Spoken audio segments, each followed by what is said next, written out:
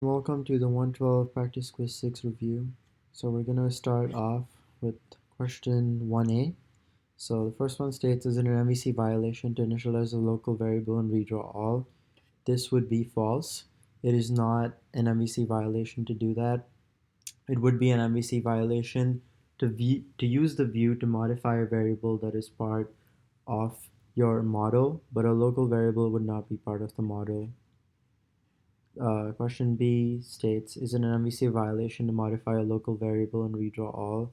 This would also be false. It is not an MVC violation to do that. Again, if you modified something that is part of your model in your view, that would be an MVC violation. Question C deals with the snake animation from the notes. So I'm going to pull that up really quick.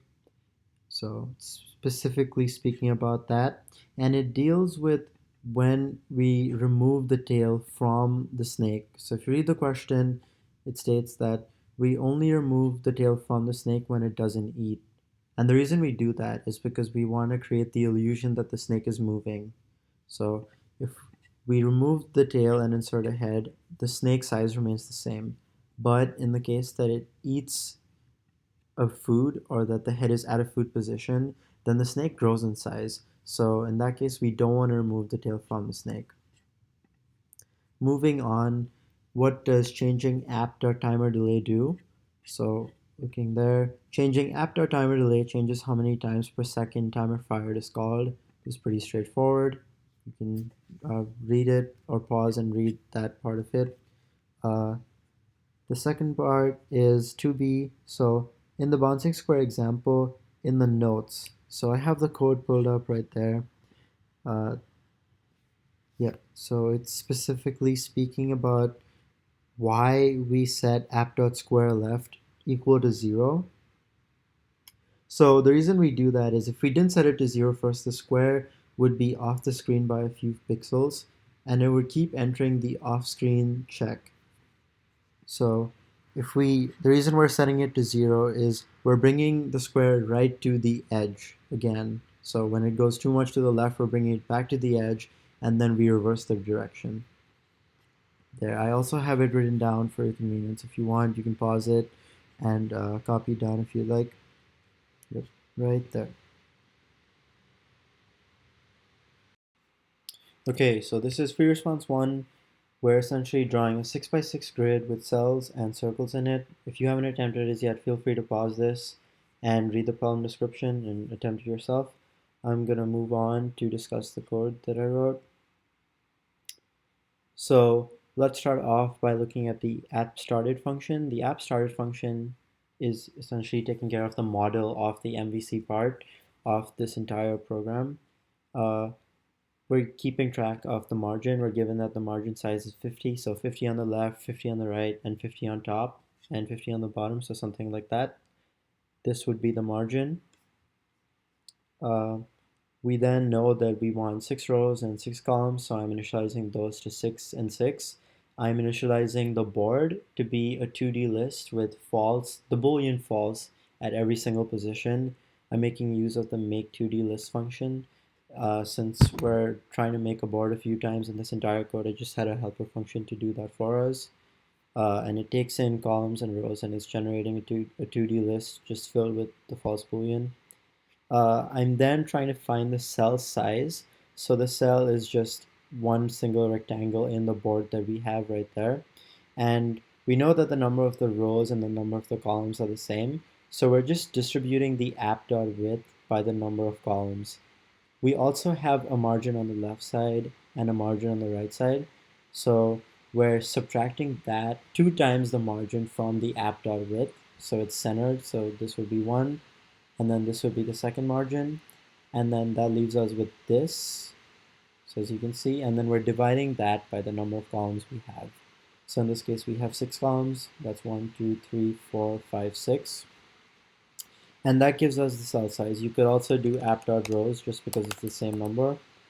And then I'm setting default color to purple and circle color to gold. For now, we'll discuss these variables in app_started. And once we're able to draw the cells, we'll come back to circle list and counter. So once we've defined app_started, we can take a look at redraw all. So the first thing we call in redraw all is canvas.createRectangle.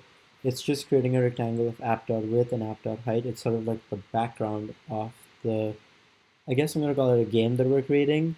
So this game, this purple color right there, that's the background. So not to be confused with the cells, it's the lighter purple color right there. Once we're done with that, we're calling the drawBoard function. The drawBoard function just loops through every row and every column. And for each row and column in our total app.rows and app.calls, we're going to draw a cell. A cell is just a rectangle and it's of that color. So we have all of these as, or actually that's a square. So all of these are cells.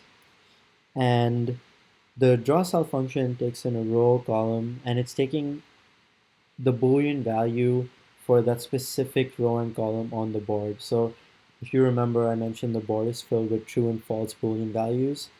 As of now, it's all initialized to false. So the draw cell takes in a false Boolean right there.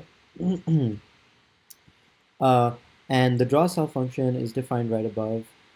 It takes in a row and column and it gets x0, x1, y0, y1. That's similar to what we used in Tetris and as you've seen in recitation this week.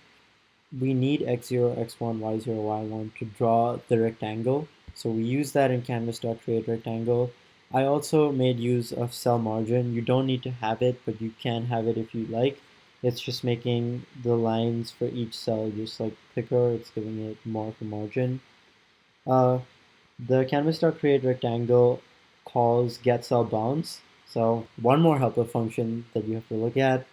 If you look at cell bounds, it's using app.cellSize to calculate the x0 position, and then x1 position is called plus 1 times app.cellSize. So again, this should be similar to what you've seen in Tetris, but I'll do a brief run through.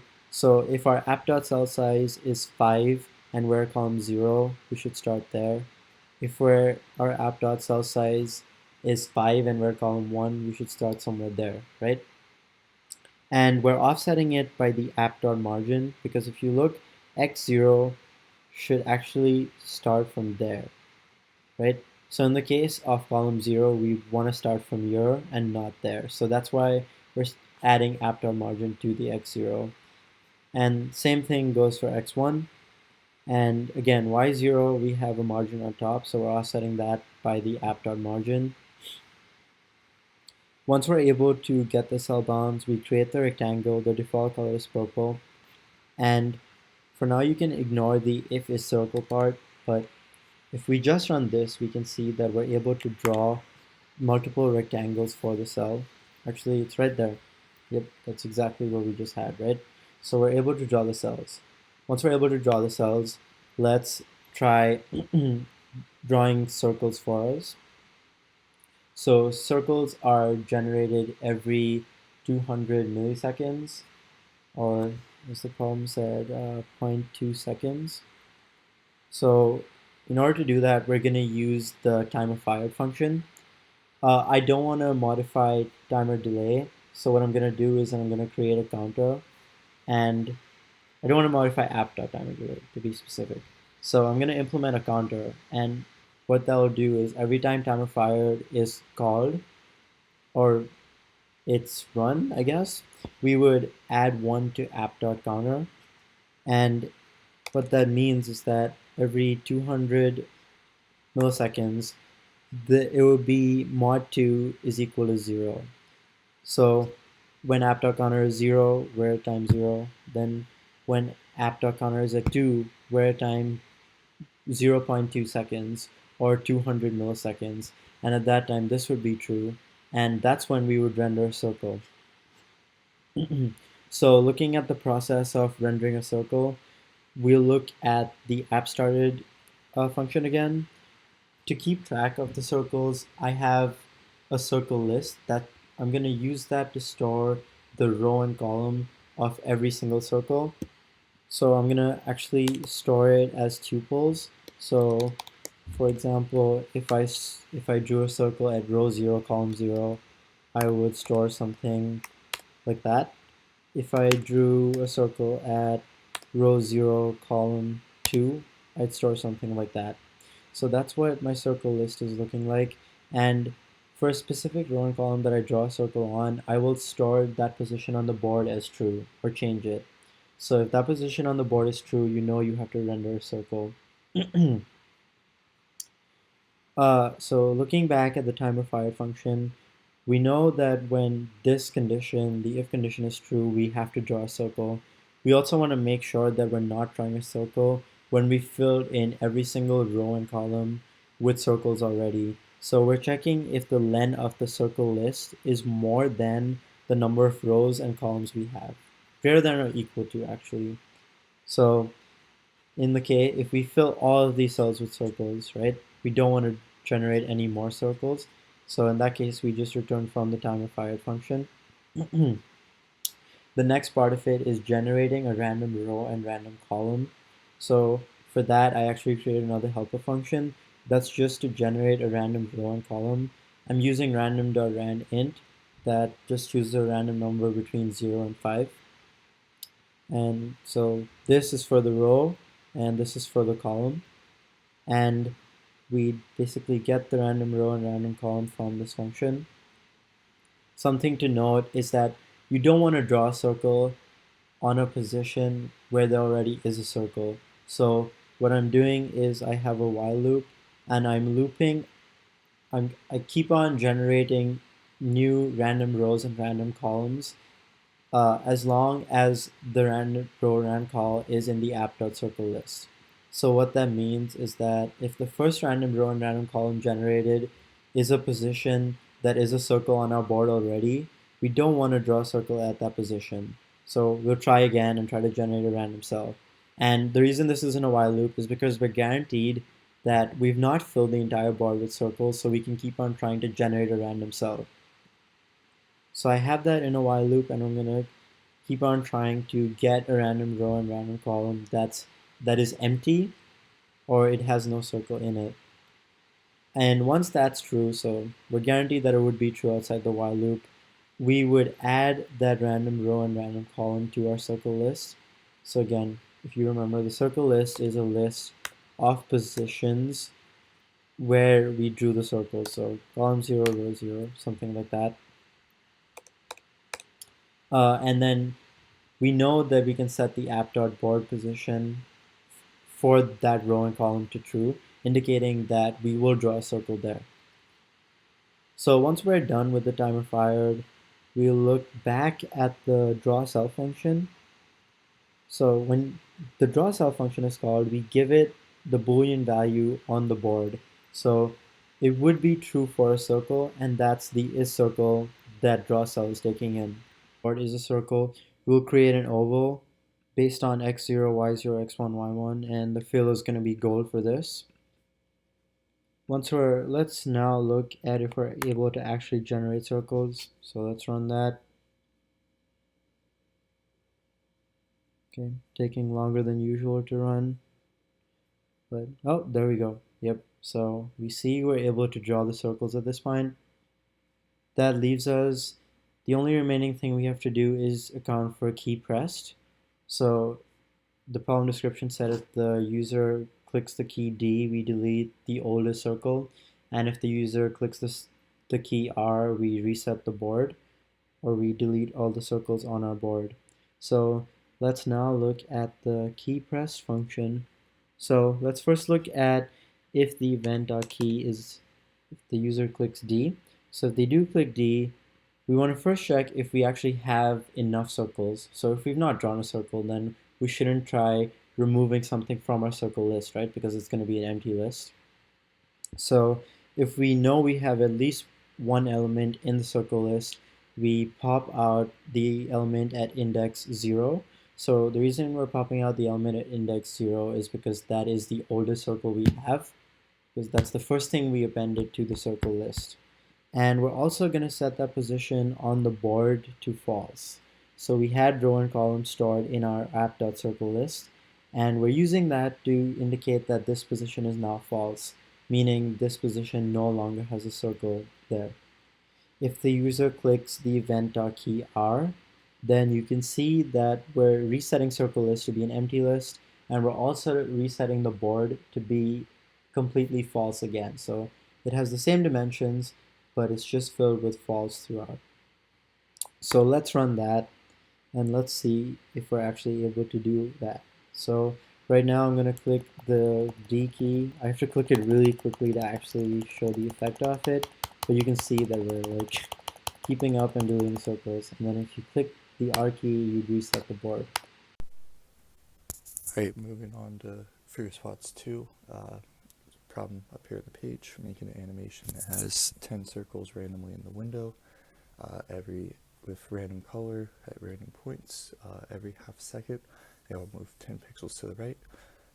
Every 2 seconds, a new circle appears at a random point on the screen. Same criteria as before. If the circle hits the edge of the window, it moves in the opposite direction. And pressing C will switch the colors of the circles, and pressing P will pause the game. So with this type of problem, there's a couple of different ways you can approach it. The way I chose to approach it was through using OOP. So I created a class that's a circle, and each circle has several attributes. So it has its CX, its CY, which is its position on the canvas. Its radius is equal to 10. And to get the color, I generated a random number between 0 and 1. And using that, we can case off of whether it's 0, in which case we would make the color red, or if it's 1, we make the color blue.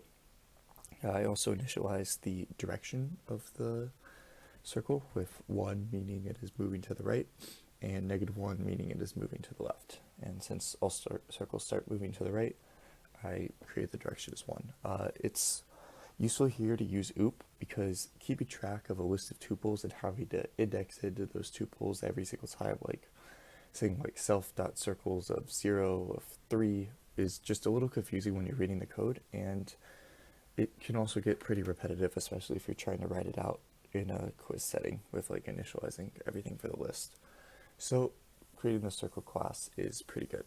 So looking at the app started now, going back to the problem, we want to have a list of circles.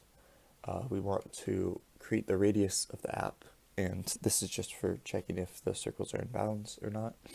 And then we want to run a loop 10 times, getting random integers in bounds for the canvas to create new circles. And for the CX and CY, note how the interval is from the radius to the width minus the radius, and respectively for y, it's the radius to the height minus the radius. And this is to make sure that the circles don't spawn with any part of them being out of bounds. With how this code is written, the farthest left or right or up or down the circle could spawn would be with its edge exactly touching the edge of the canvas. After creating the circle, we can just append it to our list of circles.